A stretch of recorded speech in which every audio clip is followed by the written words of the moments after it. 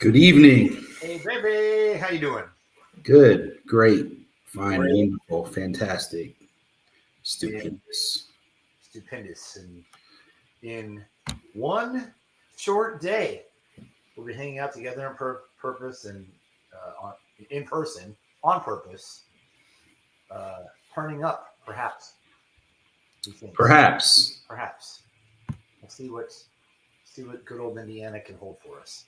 They can hold us down. Let's see it. Exciting. Well, awesome. We had an eventful weekend. It's been busy. You put some picks out on Saturday. How'd you do? I went 4-2 on the games that we put out. With one money line underdog winner hit and one money line underdog winner not hit, and also not cover. But 4-2 with two money lines, one miss, one hit is definitely a winning day. Really wish I would have put a few other things out there I really, really liked. Didn't send them your way. Would have gone at least 3-1 in those as well. Really could have cleaned up. Sent that to my buddy, but doesn't really do any good here. So here he is. So I don't know if you pop those up there, but if not, the quick rundown on our post on Twitter and the ones we talked about on our quick Friday show. I have here Saturday, just run. Saturday. Those are your picks. We can go through them. Yeah. So the first one was Wisconsin to cover. Yeah, they were they were 6-point underdogs. I even mentioned on the pod they had a reasonable chance of winning.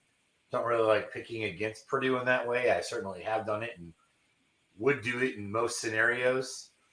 Uh, we just, I honestly, I'm sure Purdue wanted to win.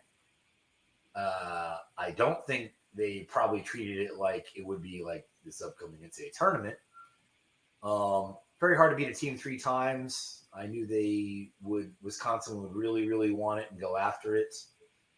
And it still took a couple of blunders down for Purdue at the end of the game for Wisconsin to get the game to overtime and then ultimately lose by one in overtime. So Wisconsin was able to hit a basket the very last second in overtime to win the game. And so Purdue did go down, but I actually think it was a blessing in disguise to get Purdue an extra day of rest. I think going up against Illinois would have been a very tough matchup. We've obviously beaten them twice. It'd probably be even harder to beat them three times. It would have been Illinois' third Super Bowl in as many tries against Purdue.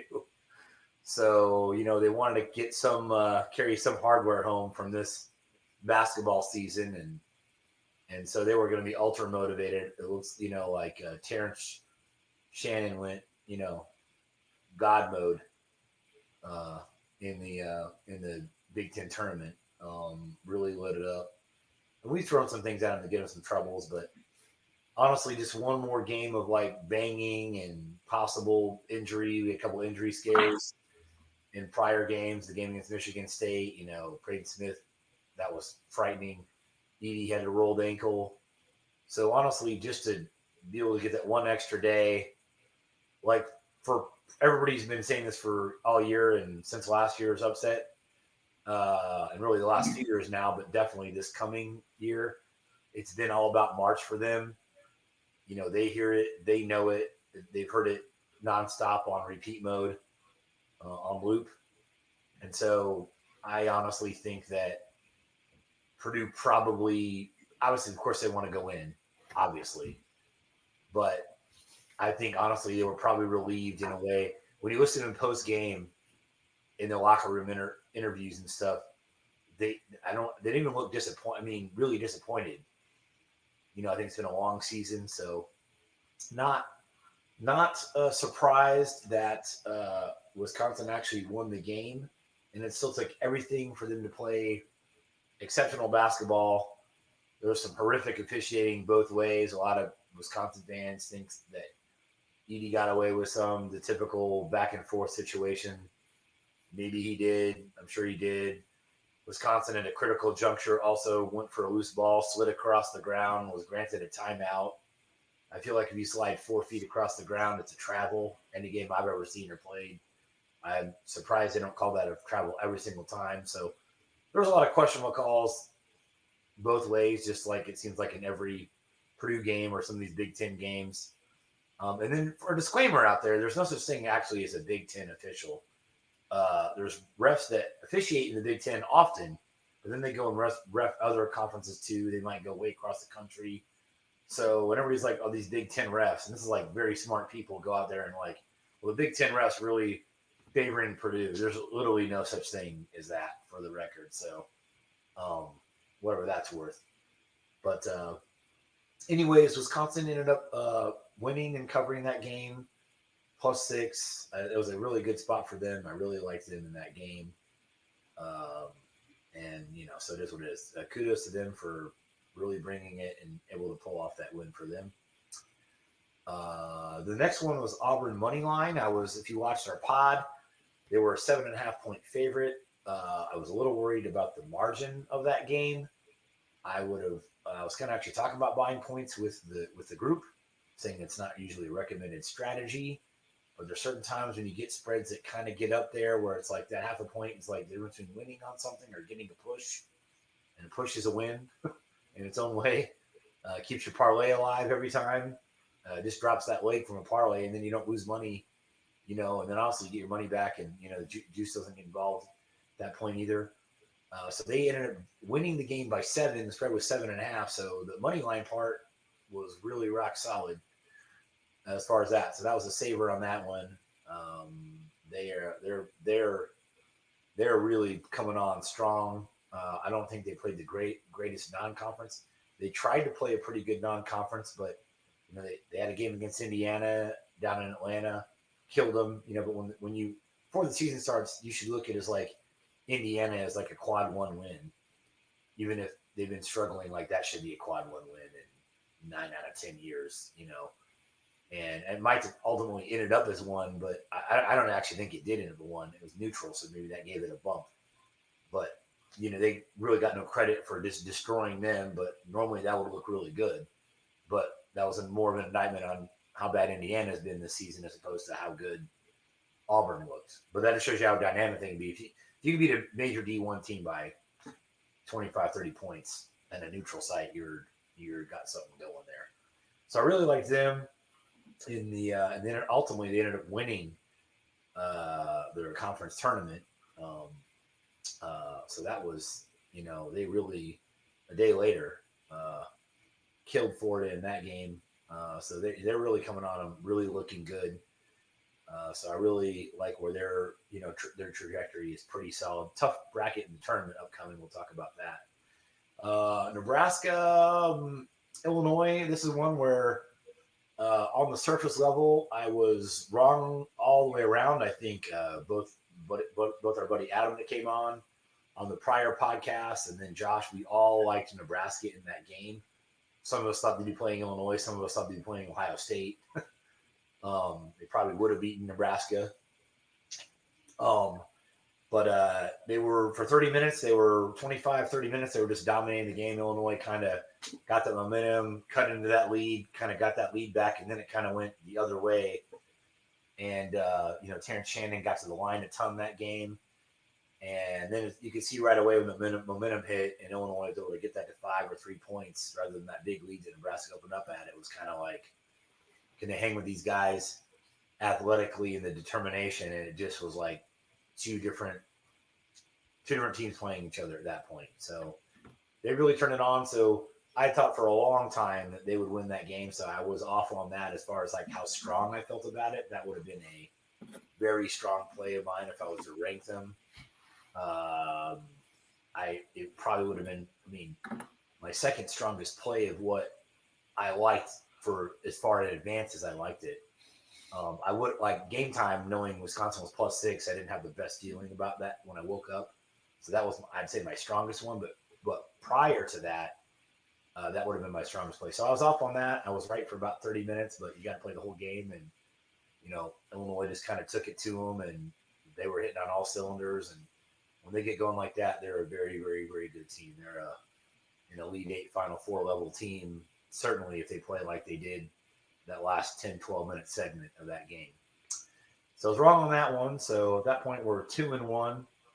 And also, I also liked him to win the game. You see the money line part. So that didn't happen either. So that's a loss as far as that. Typically, like I recommend a half unit, so it's like a half unit loss. Then later on, we were actually talking about Western Kentucky and doing certain things with the points. And because you asked a question about, like how do you feel as far as like we also did about New Mexico too, but talk about Western Kentucky is like how do you feel like throwing them as a money line as opposed to the points, and kind of why do you like it? And I just I had a pretty good feeling, so I'm jumping over on that one. So out of order here. Western Kentucky, they had a former Brandon Newman played at Purdue. They've been playing pretty well in their conference. When I've watched them play a couple of times this year, they look pretty good at guard. And so I just kind of had that feeling that they were just a better team. And the game was kind of tougher there for a while, and then Western Kentucky did finally pull away, and then they covered.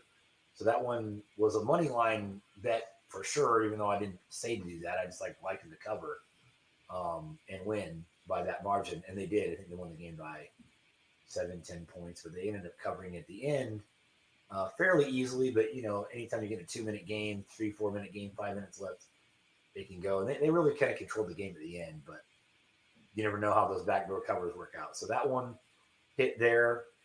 Skipping back ahead to the New Mexico plus 2.5, I handed out a money line on that as well. I know it's a very small margin for a money line, but New Mexico, I had a feeling that I thought they probably were going to get in the tournament anyways, but I felt like if you wanted to leave no doubt, and as they did, you just win your tournament. And when you watch the pieces that they have, it's one of those things where they're really, really impressive to me. They're actually going to be a team I definitely wager on in the upcoming NCAA tournament.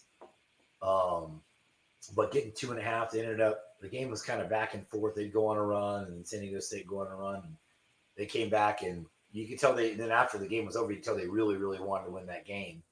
And then when the selection show came out, it turned out it's lucky they won the game because they got popped as an 11 seed, and they would not have been in the field, along with several other good teams that we were, St. John's, Oklahoma was in on most people's brackets. Most people didn't think Virginia belonged. So here in an hour or so, we're going to find out whether they belonged or not playing against Colorado State.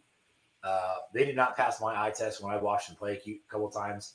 Virginia did not pass your eye test either. And so I think a lot of people would have had like an Indiana State in and a Virginia not in, but Indiana State was still a couple games out. So honestly, with all that Friday night, especially Saturday carnage with these huge upsets in these tournaments, all these teams, got in the tournament with their auto bids. NC State, Oregon did. These teams would not have been in the field. So at the end of the day, it's a good thing they came on like they did. And now because of it, they're going to be a very dangerous team. So that money line wasn't posted, whatever we talked about it. So they did hit that money line and they covered there. And then the nightcap of the picks I put out, Colorado minus 2.5. They ended up losing the game, but they were really ahead of the game a lot. It kind of went back and forth here and there. But at the end of the game, the last, under immediate timeout, maybe second one left, or maybe 7-8 minutes left, Oregon really took a little charge of the game, and then they just kind of kept them at arm's length. So it stayed relatively close to that number. I mean, like not the 2.5, but like it was within reason for them to stay in the game. And then, at that point, even when they got down, get to overtime. But then Oregon just did enough in the last couple minutes to just pretty much shut the water off and call it a day. So was wrong on that front. So 4-2 Saturday with a one money line hit, one money line not hit. So that is definitely a winning day, certainly from what I put out there originally, which was trash the very first time I posted that. And then it just continues to get better. So that's a few winning times in a row. And it's in the amount of money, if you've been doing equal units has actually gone up since the win too. So it's like a little closer margin the second time. And now we're getting a little bit of better record and a little separation. So I think ultimately right now with that bad first week that I put out there, basically even. But I'm coming on. This is going on, and a lot of stuff I actually liked, didn't put out there, has been doing very well. I think the moral story is I just need to fire up and put more stuff out there that is more like my 70, 65% sure stuff rather than more like my 75, 80, 85, 90% sure stuff. So that's where I've probably been a little bit too conservative to make sure it looks right aesthetically, a little bit conservative. So not normally my style as far as that goes, but anyways, ended up being a winning day. And glad we got those out there on that quick Saturday morning pod. Absolutely. It was a good day. Well, I think obviously the next move here is to preview the bracket. All righty. Let's take a look. So what did you think as far as the overall, seeding of the teams? And I mean, the number ones were, what did you think of how all that went? And then, do you think anyone really got misseeded? Do you think, is there anybody you think really, well, I mean, expected what they got? Or I think the obvious one is I'm shocked that Virginia gets an opportunity to play in. I think that there's a handful of teams that deserve that opportunity way before Virginia this year. I mean, it's tough. I mean, I think that overall it was a pretty good job this year. I think that depending on who you root for, I think that if you're in the West bracket, it is Murderer's Row. So I think that there's probably some teams or some fan bases that would have, sacrificed being a higher seed to be in a different bracket.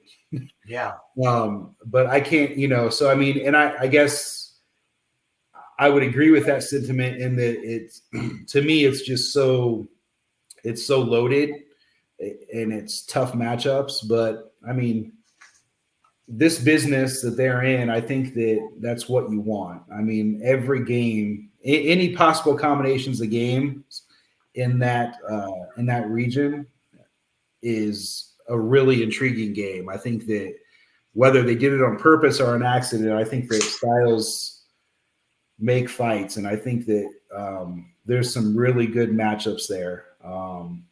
And I don't think that I don't think there's a lot of things I would change outside of maybe spreading some of those teams out from that standpoint. Yeah, I mean, I can't complain. I mean, nothing's going to make me mad right now. It's like Christmas. It's like pizza. It's all good, baby. It's a great attitude. But what it sounds like you're upset. What's wrong? No. I wasn't upset. I just kind of wanted to know your general thought. I mean, I'd have to give you the same thing as far as I agree with you. Yeah. On the Virginia thing. They didn't really pass my eye test. Not that, obviously what is that worth, but who is this? Virginia. Oh yeah. Not only the eye test, but like if you dissect their resume, it's atrocious. We spent a little bit of time a couple episodes ago just going through like, how is this even an option? I cannot imagine.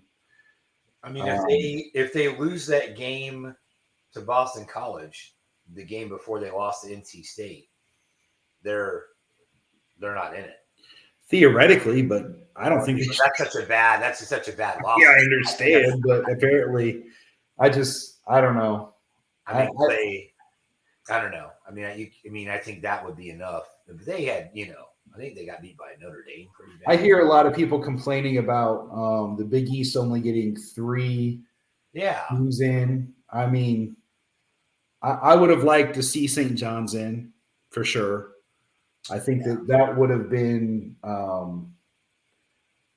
that's definitely a team that I would want to see before I see Virginia. So I mean the possible matchup here, if they get past Colorado State, which is very much in doubt, I think I would pick Colorado State in that play-in. Then you got to play Texas. Texas, I think, rolls either one of those teams. But if that's St. John's, I'm inclined to pick St. John's. And I think that if that's St. John's, you might have them in the damn Elite Eight or I mean, who knows? I mean, obviously they're playing Purdue. I think I'd have them playing. I mean, that's another awesome matchup against Tennessee potentially. Yeah. So I don't know. I just think St. John's. I think they had momentum going in to the tournament, and I'm just surprised that a dry ass team like Virginia gets the nod. So I don't know who they watched murder someone, but they have the goods on someone. So good for them. Yeah, it's out there. Just sweep that under the rug. In all honesty, we have a story time at some point, I'm sure, with the Virginia Purdue game down the road. We got that for sure. Yeah, but I think that with all that being said, I think that we walked away from that weekend going to that Elite Eight game against Virginia a couple of years ago. Obviously, as down and dejected as you can be after a game, an incredible game, but the fans are actually pretty cool. Oh, they were 100%. And I think that it's easy to be cool when you win, but I think that the other part of it is I think they'd have been cool if they lost, though. I do too. That's what I gathered. Yeah, for sure. I think they felt our same plight. Yes, exactly. They were just coming off of I don't have anything bad to say about Virginia fans. Were great. Yeah, so I mean, maybe I like their coach is awesome. Yeah, so maybe it's one of those things where it's good karma, and it carried him into a berth to get slaughtered. I mean, I do feel like if Purdue were to meet Virginia now in the Elite Eight, I feel pretty good about Purdue's chances this game. Yeah, I mean, I felt good then. That was crazy. That was the best basketball atmosphere I think I've been at. Oh, for sure. I mean, I think that you could get people on record that were maybe announcing the games that would tell you that it's one of the best atmospheres ever, and they've been to everything, Oh, I know. So we were definitely lucky. I've been into tournament games before too, not of that magnitude, but as far as like what happened in that game, that was theater. Yeah. And that's an all-time classic. It's really stuck out for us. Obviously, but here, now's our chance 5 years later, get our own storybooks, session. And yeah, for sure. And they had a number of close games that really could have gone either way, that whole thing, And ironically, once again, Auburn sneaking around down there, and they made the Final Four that year for the first time ever, knocking off some big boys. That could be setting up here early here. Another, just really, well, unless you want to, let's carry on all that. Let's just fucking do it. I think that's a great segue into March Madness. We can be quick about the story. It's not a long story. No. Well, go ahead. So yes, so let's give some background. I'm here in Indiana. We're both from here, and you're down in Alabama. And a couple years ago, Purdue makes it the Elite Eight, playing in Louisville. Louisville is kind of not really a halfway point, certainly much further away for you. Hour and a half, 2 hours. About 6 hours. You get there about 2.5, 3 hours, 2 hours. So you woke up with a hair up your ass and you were like, hey, you want to go to this game? I was like, I guess. Day of, Saturday morning at 10 a.m., which is insane for you. In most cases, that'd be, just the logistically for me to be free, on that Saturday with everything that we have going on. I was like, yeah, let's do it. And you start looking for tickets. How did that go? So, I started doing, since 2019, pre-COVID, everything else.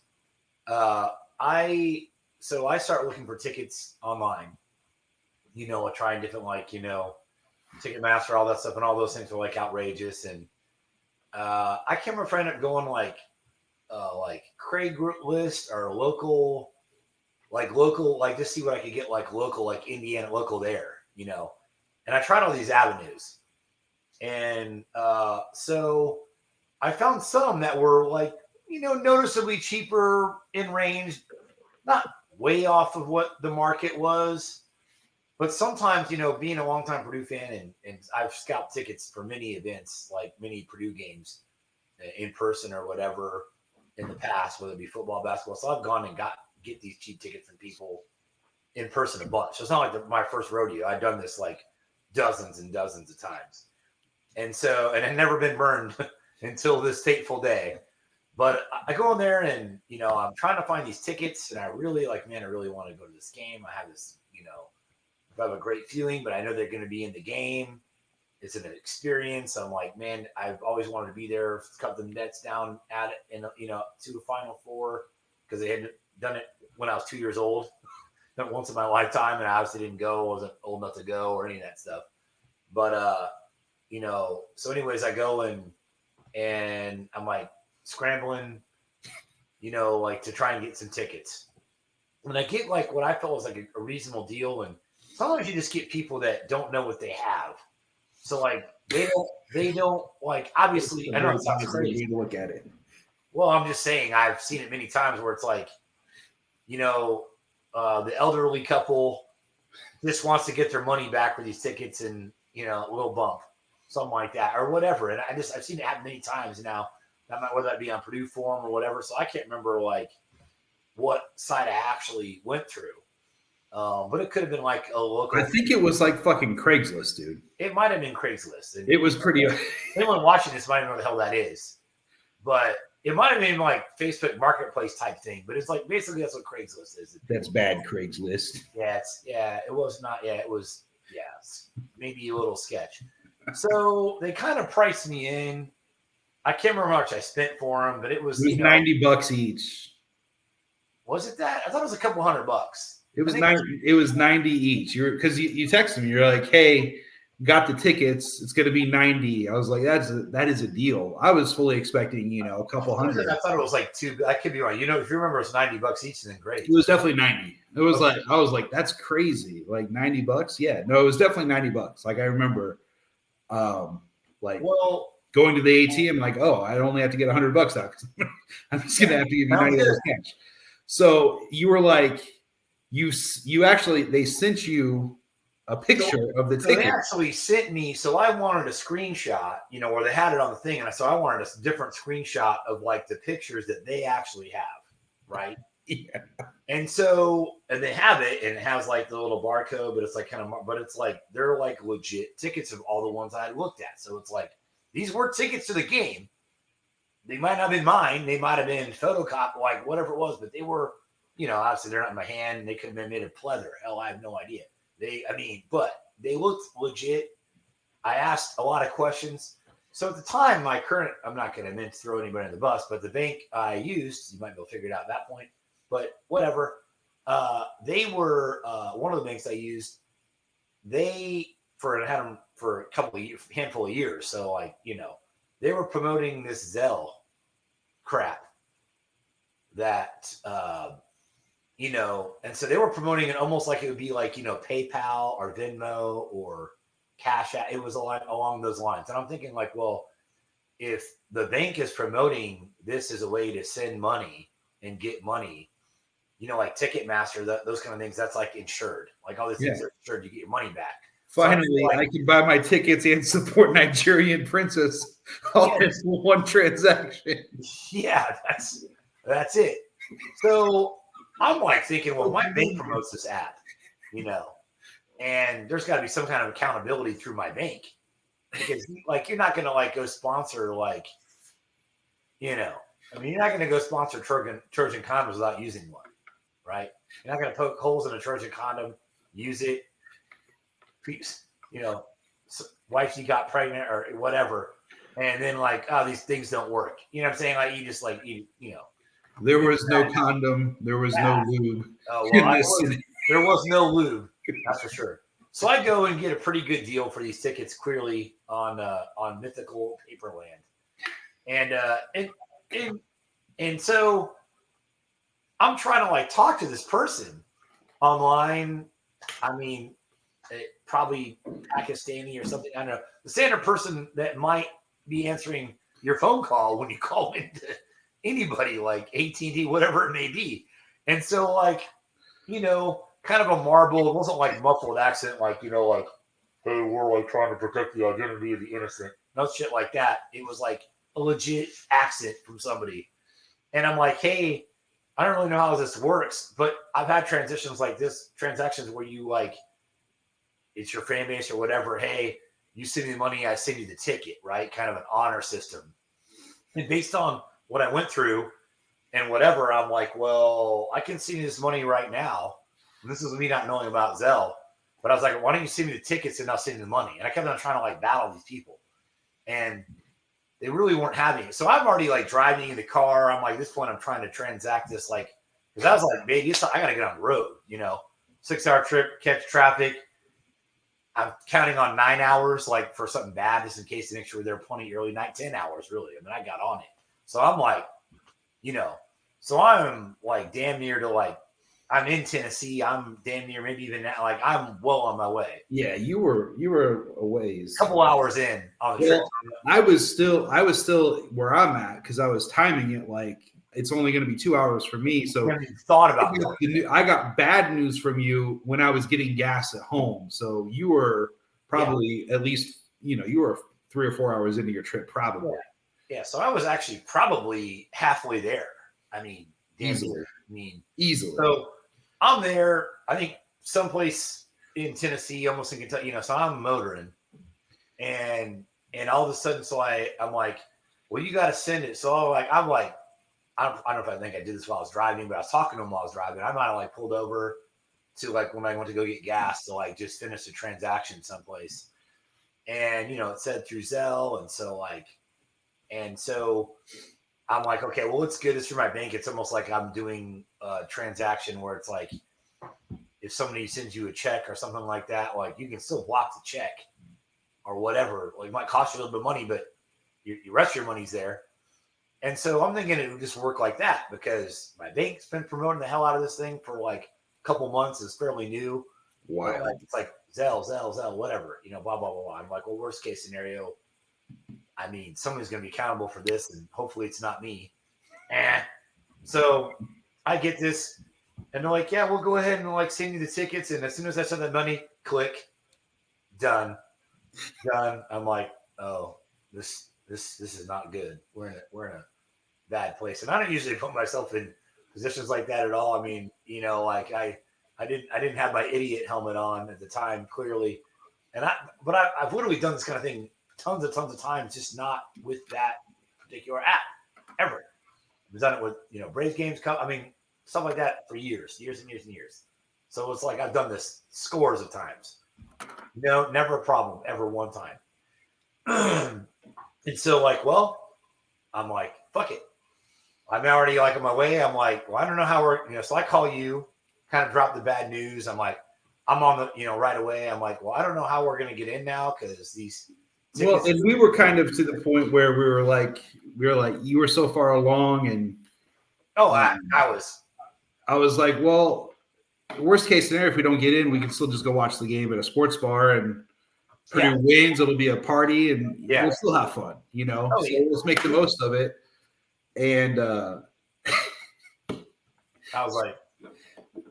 was determined to go. Yeah, for sure. But once you get there, and it was absolutely pouring. And then the trip, the rain, it was torrential downpour, which actually really the last 3 hours was just terrible driving too, the worst. Which goes to show you everything happens for a reason, and don't get upset when it's raining or it's not going to plan as planned, because everything can be turned into a positive if you just let it.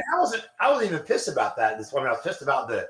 Oh no! I was like, well, the rain is what gets us in the building. The rain gets us in the building. Oh, there was a rainbow. I mean, it was fortunate it was raining. Absolutely. If it wasn't raining, we don't watch that game. So I get there before you, still, and I'm like, it's packed, it's crazy, it's chaotic because it's torrential downpour, constant.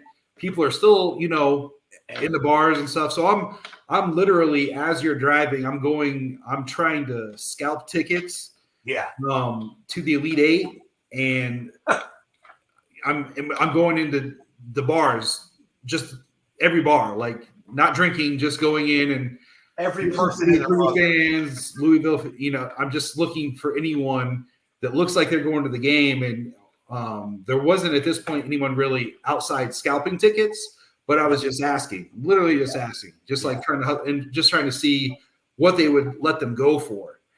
And the price, it was astronomical for shit tickets, like $500-$600 per ticket.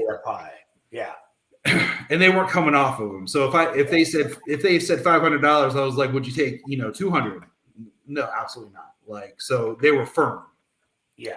So we finally meet up. You finally park. We're there. And then we honestly are together now, still doing the same thing. And it's getting close to the game time. So we start making our way to the arena and there are a couple scalpers there, and, legitimate scalpers, as legitimate as that is, and it's, you're bidding. I've never really been around where there's actual people bidding.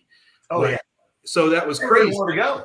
Everyone. And so like what we thought we had a good one at one point where we're like 250, and someone was like 250, and you were like, I think you said I'll give you 3. And then the guy was like, yeah, 3 done, like 3 or whatever he did. It was like, it was quick. Oh yeah. And this guy was ecstatic that he sold his tickets for what he did. You just couldn't find tickets. Yeah. Oh yeah. It became apparent that we're not going to the game. It's just pouring down rain, and I don't know what compelled us to go inside. We may have followed someone. I said we need to go inside. I was like, so like the concourse area, if you will. You go in, and then it's like then you take your ticket. Yeah, I mean there's a large area before you get to where they're scanning your tickets in, and it's just honestly it's a relief because we're not getting rained on for a minute, and people are still scalping and considering like as you get in there. So we're in there, and I honestly don't know what compelled you to get in line, but I walked. Well, I had like the tickets of the printed or the screenshot of the tickets. Yeah. Number, all that shit, barcode, all that to take to them. And then knowing it's not, like thinking, well, I think we tried to scan it.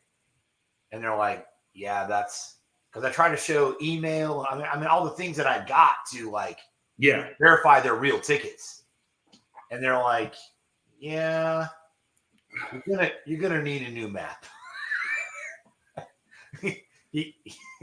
So they see that and they're like, well, it's not. And I'm like, well, man, this is crazy. Like, we paid all this money for these tickets, And so the person on our line was like, yeah, that's, like you might have to go over to like the will call and go, get it figured out. Because if it's not printing up and they're, whatever, we can't do anything with those.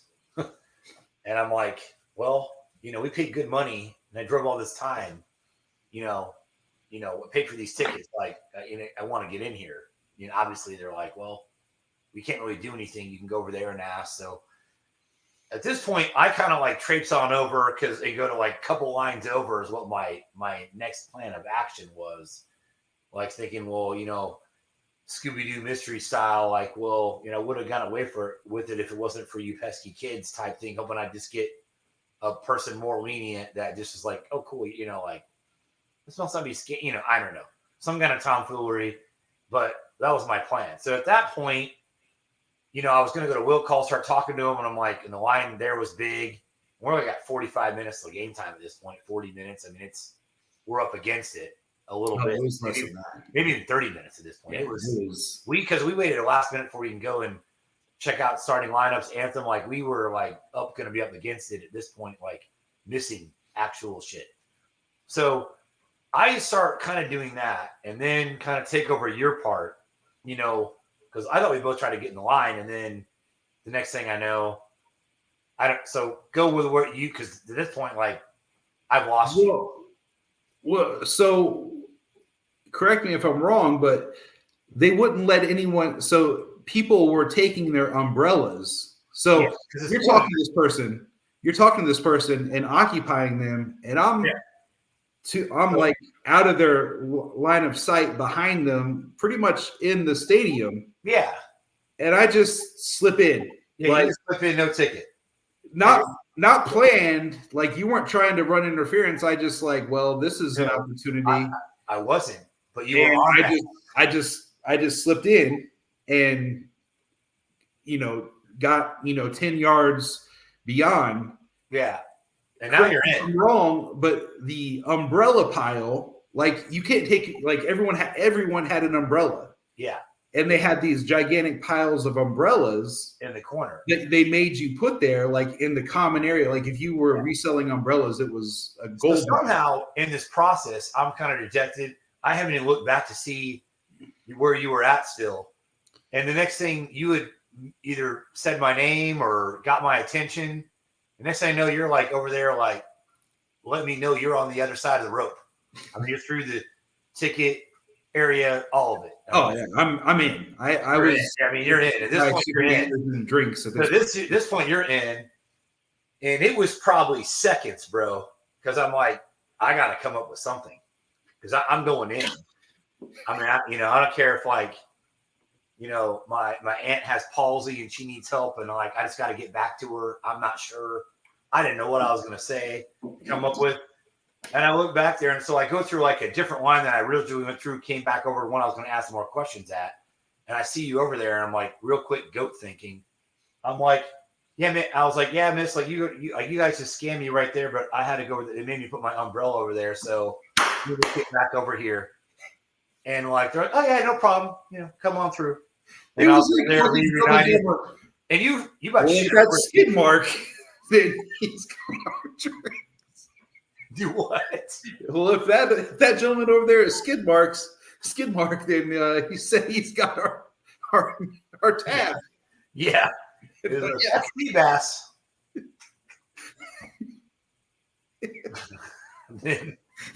Ridiculous. Well, that's sea bass, and that happened like in seconds, dude. Seconds. I mean, I was like, come up with something fast, and there was like not even.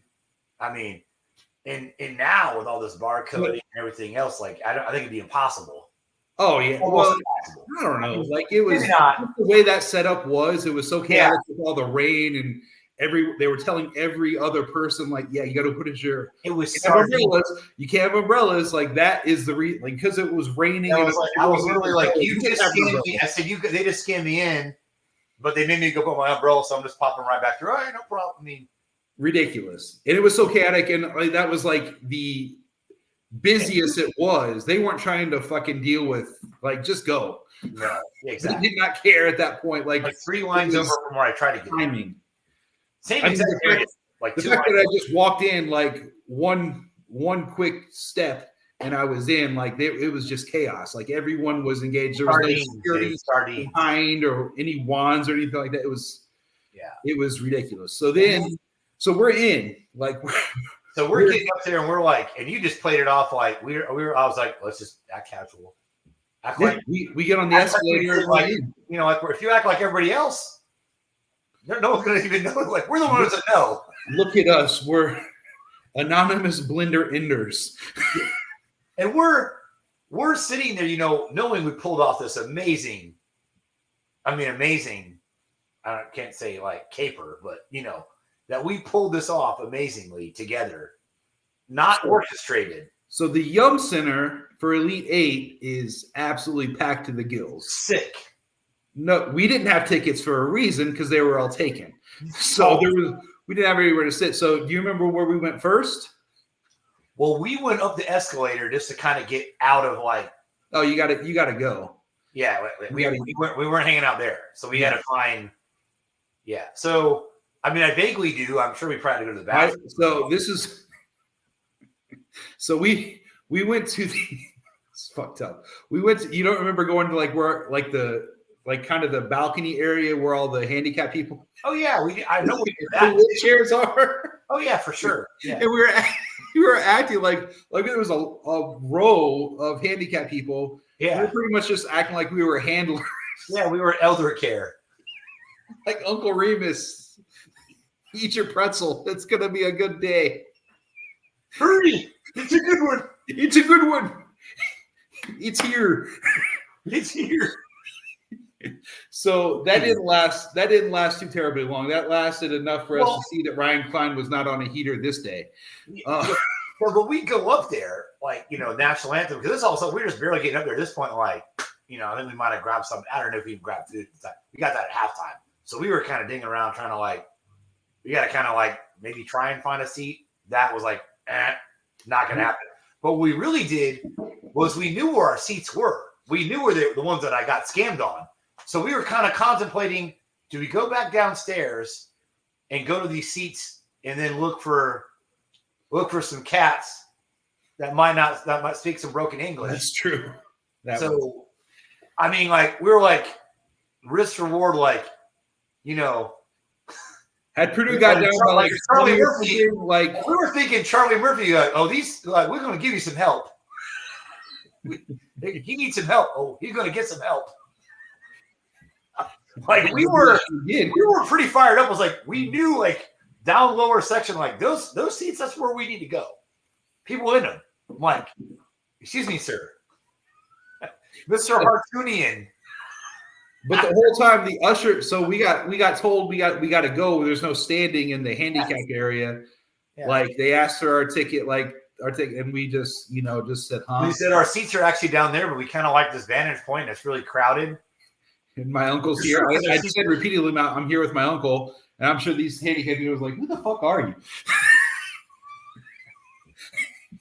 But that's what happened. But the usher was you guys got to go. You got to go. You got to get. They asked us repeatedly. Yeah. It wasn't a situation where we slide over a section or two over. Yeah, and then same usher kept looking at us. That guy kept looking at us no matter how far we went to a certain point. And he was a Nazi. Yeah. So eventually I just went to Ticketmaster to try to find seats that were for sale for this game. Yeah. No one hasn't sold yet. Exactly. Those, yeah. And that were still available. And we ended up moving 3 or 4 times. We're oh, here's some other, these are better. The kids. Yeah. So there's stretches of the game that I don't really remember in person. I had to watch. We were damn vagabonds. We were migrants. For literally the first half of more than the first. Oh, 3 first half. Well, I mean, not the whole first. Almost damn. There's 5 minutes left in the first half. We finally got 2 seats where we didn't get asked to get our ass out of them. Yeah. And when you're trying to explain to an usher, yeah, we just kind of like these ones better. And they're are you disabled too? How much black tar heroin have these 2 spooned out before they showed up in this place? Tie me off. These guys sound like the fuckers that snuck in. Yeah. There's an ATV. He's too fucked. Remember that guy that had the umbrella? I think we found him. I don't know. They seem to be caretakers. I don't remember them being. I don't remember them coming in with anybody in a wheelchair. Freaking Marvin Poppins is up here trying to get a seat. Again. But as it turns out, it was probably one of the best games ever played in the NCAA tournament ever. And it wasn't free, but it was. No, it was close to it. It was. I mean, I would literally go and do that over and over again and drive there every time, same scenario, to have that same experience over and over. Well, we had. I mean, to the very end of how the end. Yeah, I mean, obviously, we still had the best time, and I don't think we could have handled it much better. I mean, I know. So that's down the first half. So second half we go eat, and we make it sort of quick because now we got to go find our new seats. No, we don't. Yet to be determined. So now carry on. We've gone halfway around. Seen the entire stadium. It's a beautiful venue for a basketball game. All levels. A lot of people said hey, what is your seat view? We could have taken pictures and been the 360 seat view for the Yum Center. This is what it looks like. We sat there. How many times have you been? Once. One time. One time. 2 times. So it gets to the fourth quarter, and Carson Edwards goes on an absolute fucking heater. We finally get seats now. Oh yeah, we're locked in. The fourth quarter, we were in the same. Well, the last 10, 12 minutes. About the 12-minute under timeout, we finally found seats that no one's like, hey, is anybody sitting there? It's like, no, they already left. And then I think I don't know if they were. I don't know who they were fans of, but they seemed pretty indifferent. Like they were just fucking there, you know. Which is kind of weird. Like they didn't have a rooty interest, but they were having the time of their life. They were just like, oh, it's a really good fucking game. Very casual. And mind you, that place was 98% Purdue fans. Easily. I mean, like, honestly, I honestly do not know, still to this day, like, how Virginia won the game if you consider how loud it was when Purdue was – and the game went back, you know, like, Purdue had a lead at half – you know, not after they're up at halftime, but it was – they had built a little bit of a tiny lead. We never could hit that next level to kind of maybe put them down, you know, but that was just, they were at that champion. It was their golden run. But so anyways, you get down to like 10, 12, under 12 minute timeout. We've probably been settled in now for like, since the 16-minute timeout, I'd say. Like it was pretty quick after halftime from one of the locations we'd scoped out, like, oh, those seats look unoccupied. So we just keep on meandering and make our way to the other part of the arena, other half, and found seats on that level. Yeah, and we weren't very close to the court level at this point. No, there wasn't really a bad seat from where we're at. Maybe there wasn't a bad seat, but the issue that we found was when Carson Edwards was starting to go unconscious, and just the shots he was taking and making. Yeah, it was, in my mind, pretty apparent. It was like, well, we need to be closer because that. If we got in the building, we're getting on the court. There's no doubt in my mind. Yeah, we got around to the side where Purdue's off, like in the second half, like where they was like right in front of us. Yeah. Which was sick. I mean, if you just like, and a lot of people can probably remember the game, if you just like college basketball, that's one of the best games you'll ever watch. Oh yeah. I mean, you know, and so I think we both kind of felt like Purdue's going to somehow win this game. We weren't sure. It was back and forth. I think Virginia built that like 7-8 point lead, and I'd say with past Purdue teams, you get something like that in the NCAA tournament, and you know, like you're thinking, oh man, like, or any game for that matter, you know, you're thinking like, man, they're just, you know, you got to make some plays. And then Carson Edwards put that damn cape on, continue just to like hit these tough shots, grind it out. Then we start taking like we'd get a lead and like Virginia make a really tough shot or whatever. And so it's just one of those things where the game gets down and it's like 7-8 minutes and like Carson Edwards, like, so there's a spot with like 2.5-3 minutes left where Carson Edwards like banks in a three, like an off balance three, banks it in. So he had been like just banging them, no doubters, basically. Like it was swish, like he was on fire. It was like a video game where he was like back of the iron in. Like it was, they weren't like lucky makes. They were like Dranos. Yeah. And he had one where kind of off balance, came around the corner, banks in a three. I think that puts us up like 5, maybe, or whatever. I'm thinking like, dude, if he's banking in 3-pointers, like we're winning. Like it's your day.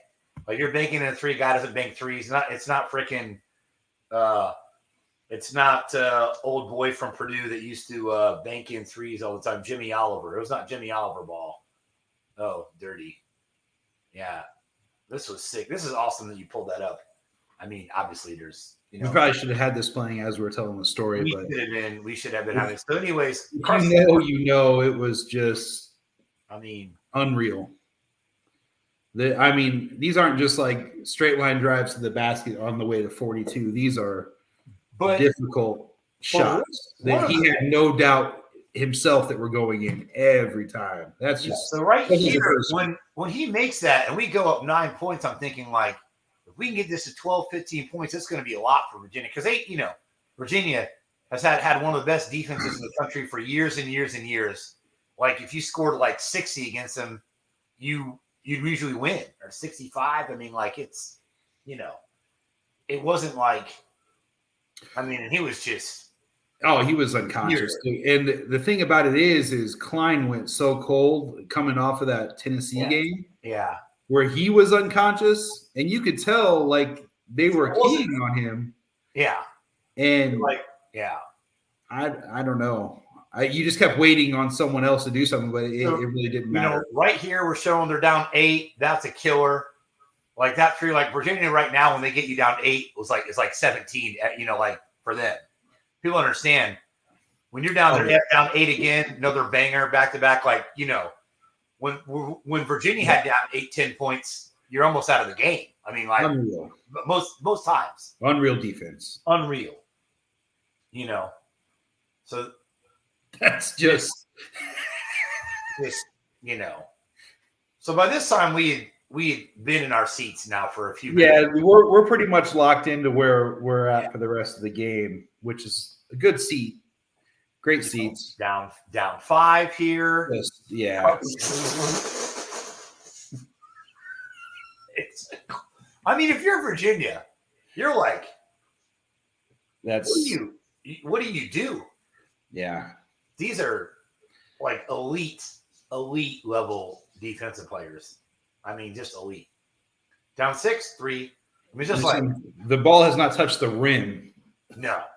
For a half out of his hands. No. This was completely Kemba Walker-esque, but just with more ring. Logo triples. He keeps stepping back just that's his dad. Like, you got to be shitting me. And I remember that play especially because I was like, he can blow by any time. I was getting frustrated. I was like, it's there. Like the driving lanes are there. But oh my God. Might have been the banker. That's the banker. Yeah. When he made that, we're up 2. I'm like, with 1 minute, I'm like, dude, what is the shot difficult? He was incredible defense too. Like he can't. Like he knew he was going to shoot, and he still couldn't stop him. That was junky. This was, bucket. Yeah. Just cold blooded. Just never. And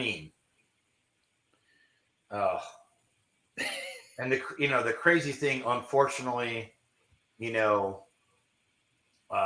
Ryan Klein had been awesome and like 90% free throw shooter on the year, and we have it where like if he has 1 and 1 and we're up 2, and if he makes them both, there's like how many seconds the game's over. Yeah. And he misses it, and then that's what kind of set up the other stuff. And you win the game, and then obviously that crazy tap back out that we're thinking, oh my God, they're not even gonna be able to get a shot off. Like we're like places going nuts. Yeah. And the wherewithal, because normally you just chuck up like a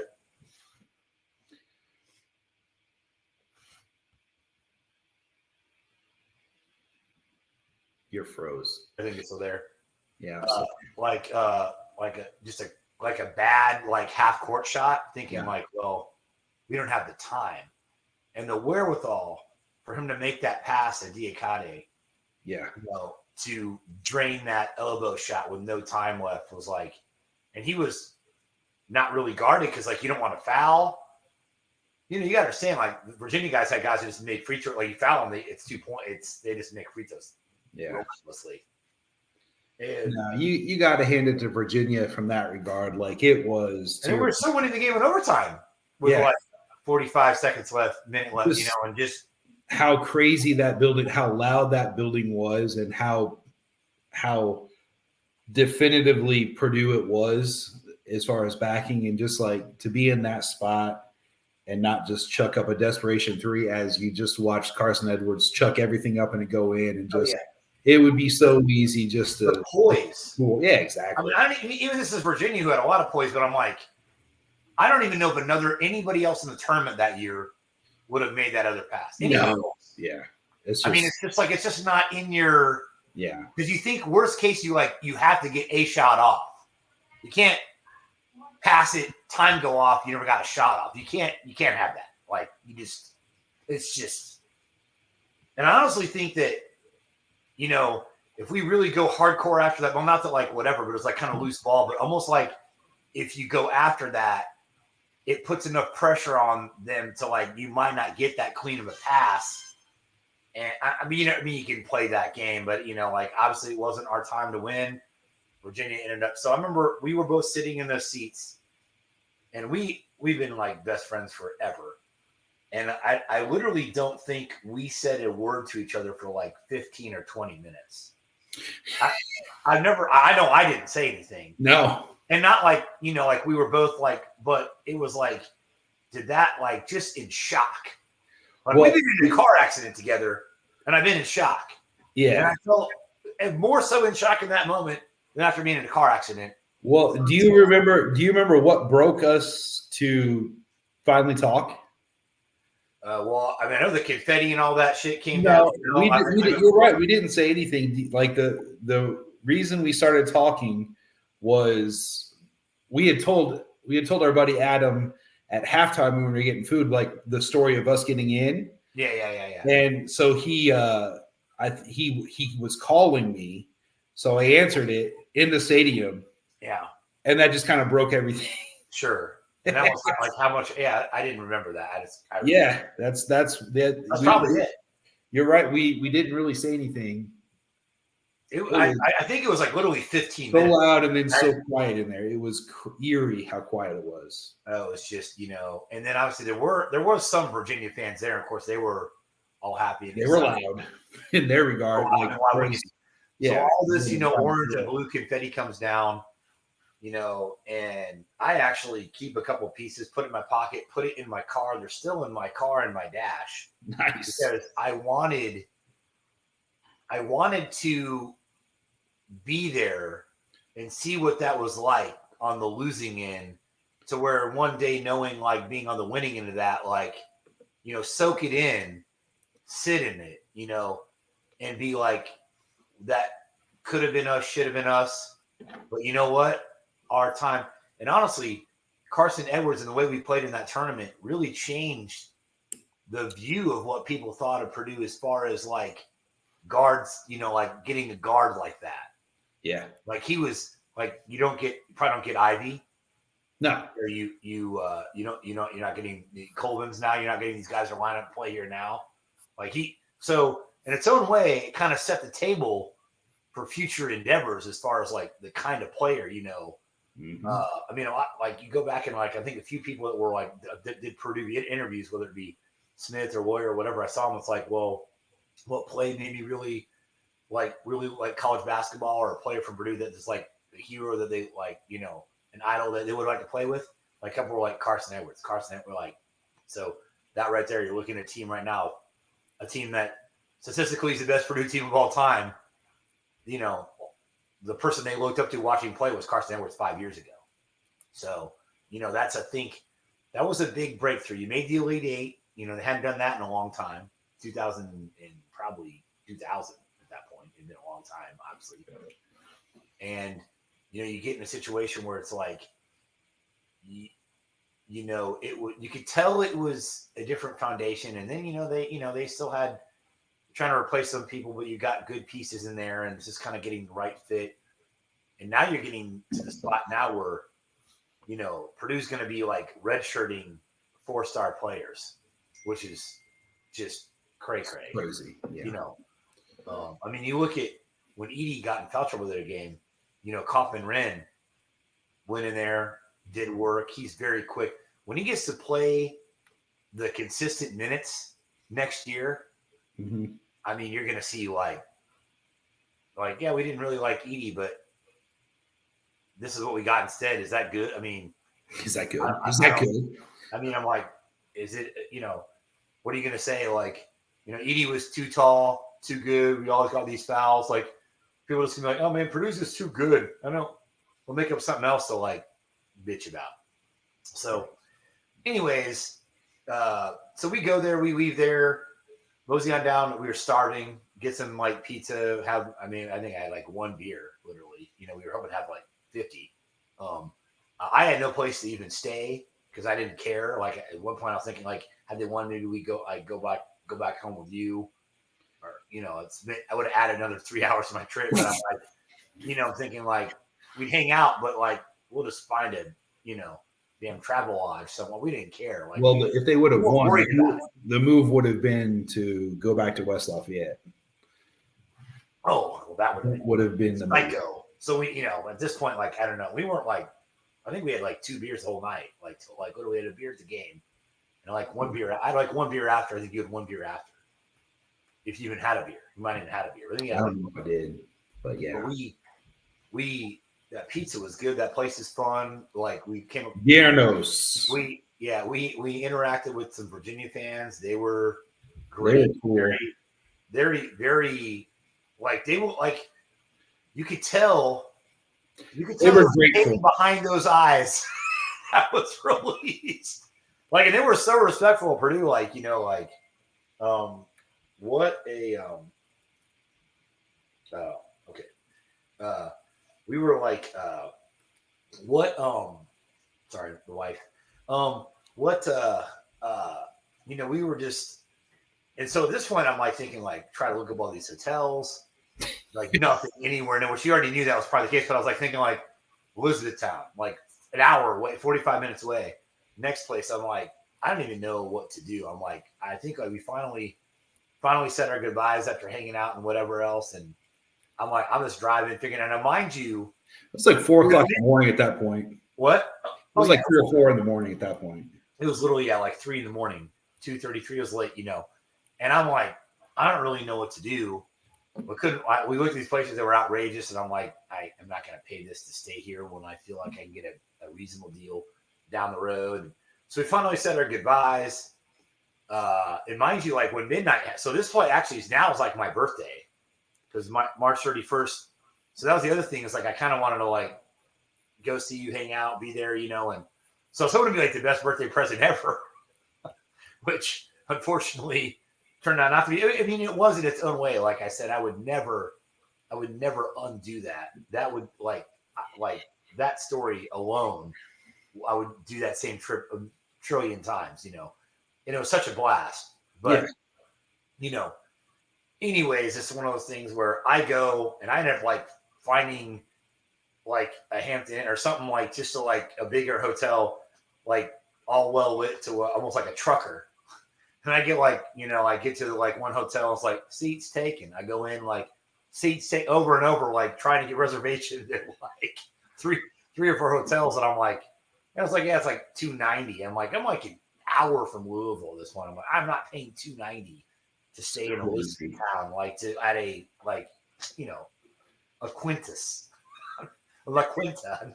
Not happening. But I will park my car out in front of one of those and get some shut eye, and I did. I ended up getting like beyond that. I couldn't remember. I don't think I quite got to Bowling Green, but I might have been like Elizabethtown. I finally, wherever I went, it was far from Louisville. Like it was a haul. I fell asleep out in my car. I got like 4 or 5 hours. It was actually kind of pretty chilly the next morning, and it had been raining, whatever else.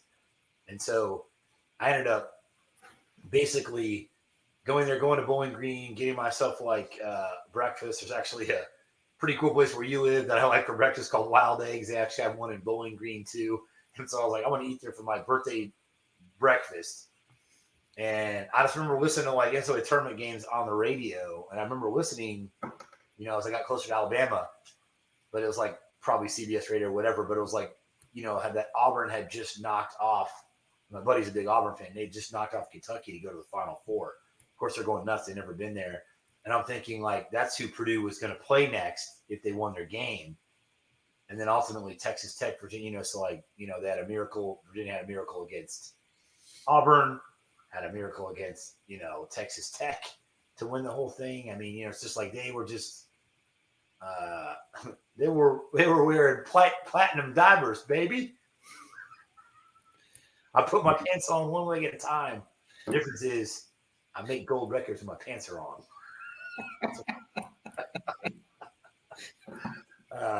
Anywho, so I don't know. Good stuff right there. Still to date, the best tournament memory I have, but this one's coming fast and hard, and it has potential. The Midwest bracket games are played here in Indy, and who knows what we'll decide to do. Don't let it rain. Don't let it rain, because we'll get ourselves into the field house.